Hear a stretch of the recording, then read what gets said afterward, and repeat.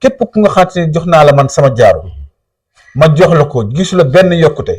nga gis at arrière si say mbir gisoo benn avancement say mbir ma ne la ñëwal nga delluwaat ma sama jaaru ma jox la sa xaalis loolu kay dafa doy.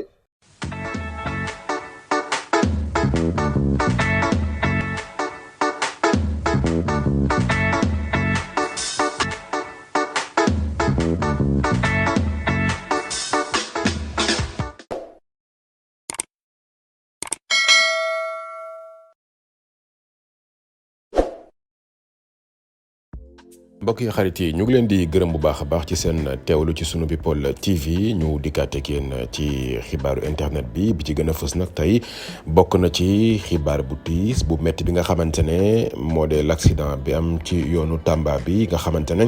bi ñu xëyee moom la ñu gis réseaux sociaux yëpp di ko partagé muy l'accident bu metti boo xamante ne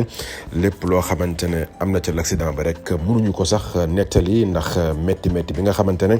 am na ca ndax nag li lee benn cette place la boo xamante ne yaboon 9 personnes yoo xamante ne ñoo nekkoon ci biir oto bi maanaam chauffeur bi ak 8 personnes yi nga xamante ne ñoo nekk ci oto bi mu nekk nag accident boo xamante ne mu ngi am ci diggante bëccëg bi jàpp li nga xamante ne moom moo di yor bi ci loolu nag lañ ñu xamal ne ki nga xamante ne moom moo di chauffeur bi moom dafa mujj décédé moom ak 8 personnes yi nga xamante ne ñoom ñoo nekk ci biir woto bile mu nekk nag accident boo xamante ne Sénégal yëpp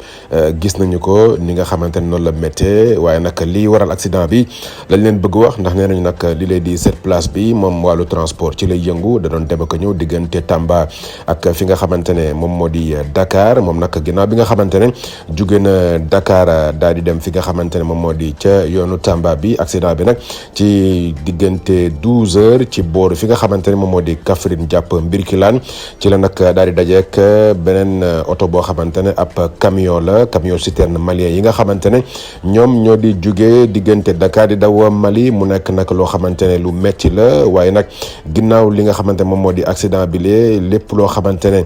mbirum koor yeeg yu nu mel ñu ngi leen mujjee bu fi nga xamante ne moom moo di hôpital régional bu Birahim Ndaw bu nekk fële ca Kaffrine loolu nag bokk na ci li nga xamante ne moom moo di li gën a doy waat ci accident bi maanaam ñi nga xamante ne ñoom ñoo yem ci accident bi nee nañ sax mënuñu ko nettali ndax yi lee dee yu metti ndax amoon na ñaari xale yoo xamante ne dañu uufonte woon nekkoon ci biir oto bi ñoom tam ñu ngi bokk ci nga xamante ne ñoom ñoo génn àdduna ci l'accident bi la nga xamante ne am na ca yoonu Kaffrine ca booru Mbirkilaan bokk yi xarit yi ñu ngi leen di gërëm waaye tam di ñaanal ñi nga xamante ne ñoo ñàkk seen bakken ci l'accident bi la yàlla yërëm leen te xare leen àjjana way leen di abonné ci sunu people TV jërë ngeen jëf.